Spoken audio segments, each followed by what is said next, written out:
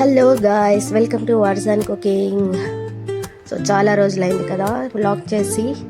నా హెల్త్ బాగాలేదు, ప్లస్ ఇల్లు షిఫ్ట్ అయినాము.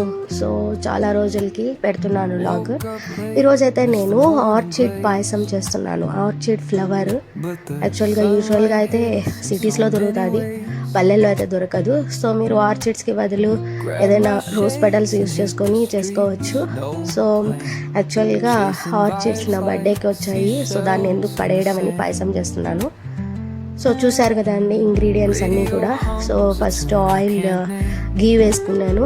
గీలో నేను డ్రై ఫ్రూట్స్ అన్నీ కూడా మంచిగా ఫ్రై చేసుకున్నాను. యాక్చువల్గా ఈ ఆర్చిడ్స్ వల్ల చాలా హెల్త్ బెనిఫిట్స్ ఉన్నాయండి. చాలా అంటే చాలా. స్కిన్ యాంటీ ఏజింగ్ అంటే ఎక్కువ ముడతలు రాకుండా కాపాడుతుంది. సో అలాగా అన్నీ డ్రై ఫ్రూట్స్ అన్నీ వేసుకుని ఇది చేశాక వేయించుకున్నాక పాలు వేసుకొని దాంట్లో రోజ్ పెటల్స్ ఆర్చిడ్ ఫ్లవర్స్ వేసుకొని దాంట్లో తరిగిన కొబ్బరి వేసుకున్నాను. తర్వాత వచ్చేసి సేమియా వేసుకున్నాను, సన్నగా ఉన్న సేమియా. యాక్చువల్గా దీంట్లో రైస్ వేసుకోవచ్చు, నేను అంత టైం లేదు కాబట్టి నేను ఏం చేశానంటే బాయిల్డ్ రైస్ యూస్ చేశాను. ఇంకా వెన్నెలా ఎసెన్స్ ఒక 2 చుక్కలు, ఇంకా మంచిగా స్మెల్ రావడానికి ఏలక్కాయల పొడి వేసుకొని మంచిగా కలుపుకున్నాను.